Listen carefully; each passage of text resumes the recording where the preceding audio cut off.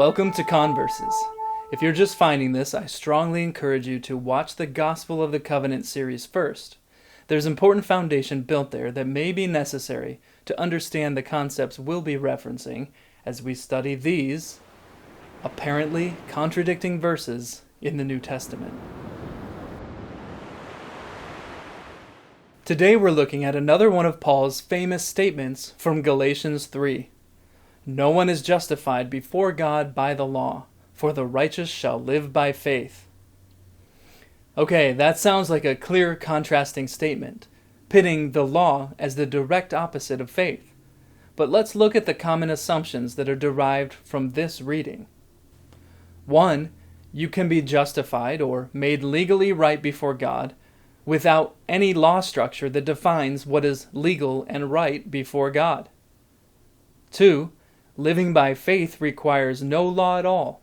Therefore, Yeshua came to bring godly anarchy in his kingdom of heaven.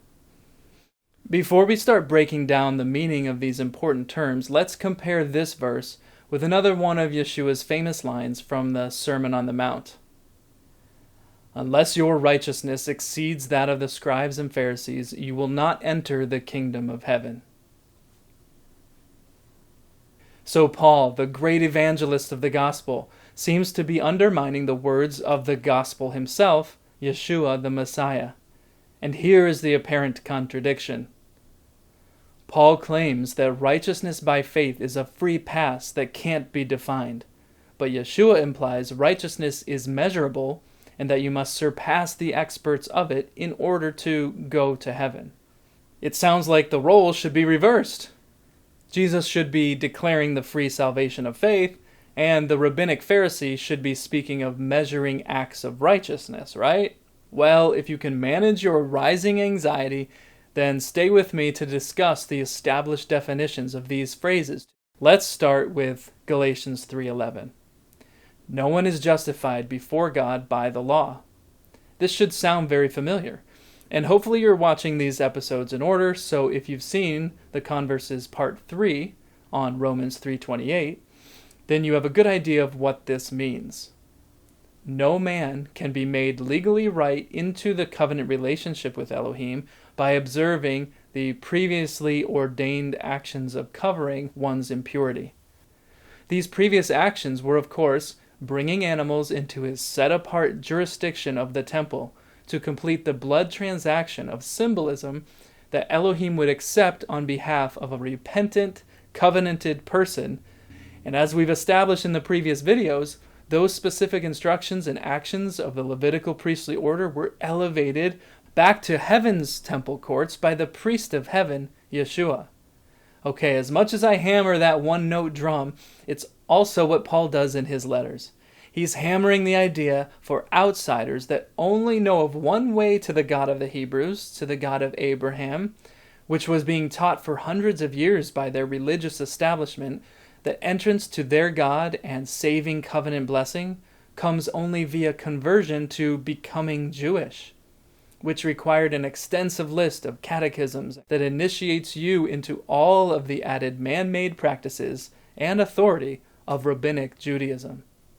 So to contrast, Paul argues that for Gentiles, either the lost sheep of Israel or pagans of the nations, the entrance into covenant cannot be mediated by the soon disappearing priesthood with mere blood of animals at the temple, but only the authorized covering is now provided by the heavenly Lamb, which can only be applied to your soul account by faith in its provision, because quite literally, it is inaccessible in the spiritual realm. And this is how you are made righteous, legally right with Elohim. This is the meaning of the second phrase, for the righteous shall live by faith. Or in other words, the ones in legal right standing shall live according to the trust in the offering provided by Adonai, apart from your physical participation in it.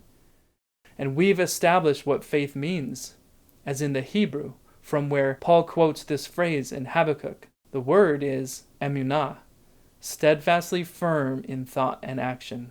As every Hebrew knew, To live out faithfulness requires a consistent belief in Elohim's standard for the world and a steadfast commitment to walk in it. Just as anyone who uses the term faithfulness today, no one says, that person is a faithful giver, while intending to convey that they talk a lot about giving but don't actually give, or they gave once but forgot the next 100 times. No, it's someone who does something with commitment and consistency. Now, how does this play into what we've just described as the undoable part of our faith related to your blood covering for access and continuance in good standing of Elohim's covenant? Well, once you are given that access into covenant relationship, you enter a covenant that has legal expectations to continue rightly in it. That's called obedience.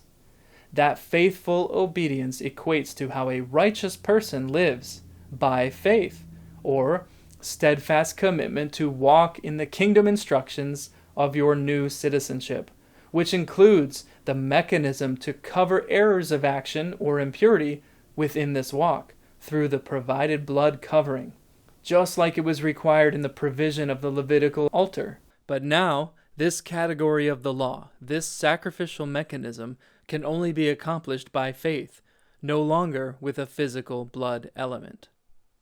And now, back to Matthew 5. Unless your righteousness exceeds that of the scribes and Pharisees, you will not enter the kingdom of heaven. We are told the equation for righteousness in Deuteronomy 6. And it will be our righteousness if we guard to do all the commands before Adonai or Elohim as he commanded us. So we must guard and do the instructions he has set out to remain in legal right standing, or covenantal security. Remember, that includes the method of covering your error to remain in covenantal security.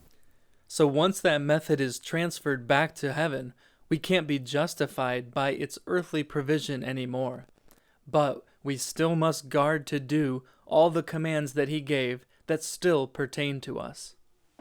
So when Yeshua says to his followers that their legal standing must exceed that of the scribes and Pharisees, modern casual listeners might think he meant that you must perform more actions and observe better practices than the strictest religious order. That sounds like a rigorous task. But what if he didn't mean the number or details of your works as the scribes and Pharisees taught them? Instead, the original intent of what obedience was meant to reflect, a pure heart of intention, what we call tamim. Your observance of the guardianship of Adonai's covenant instructions should no longer come from the mere discipline of the body, but from the renewed heart of his spirit-conformed desire. The purity of one's heart that comes from the dwelling presence of his spirit that causes one to desire to walk in his lawful instructions. That will far surpass the one who operates only from a human attempt to control one's self-will. And that is how your righteousness can be higher or more pure than the religious rulers. Not to mention, the version of righteousness that was being taught by this religious order was diluted with man-made instruction. It was a mixed bag of written Torah instruction, plus many more mislabeled physical practices that were taught to uneducated Israelites as if they were part of Elohim's written Torah. That is what Yeshua means by heavy burdens, hard to bear. Now there's even one more interesting clue from the language used to support this idea, in the phrase, your righteousness must exceed. The word exceed in the Hebrew manuscript is yatar, meaning extra or to remain over. And the word in Greek is periseuo, and it means to go above and beyond, just like it sounds in the root used in the word periscope, to see above and over. Yeshua may be giving an actual deeper level of understanding here, one that supports the entire background of our new paradigm.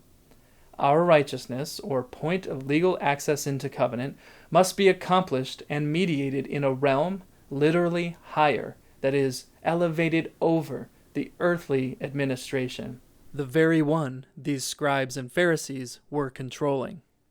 But without that access, through Yeshua, the priest of heaven, you literally can't enter that kingdom of heaven. It also helps to clarify any potential contradiction. Paul claims that righteousness by faith is free of man's contribution of sacrificial action, which is defined in the Tanakh. And Yeshua implies righteousness is measurable according to the written Torah, not the self-proclaimed religious experts, and it now comes from a higher administration than the physical operation and mere human will. This should help define the corrected theological assumptions. 1. You can be justified or made legally right before God only with a law structure that defines what is legal and right before God, found in his eternal words of the Tanakh.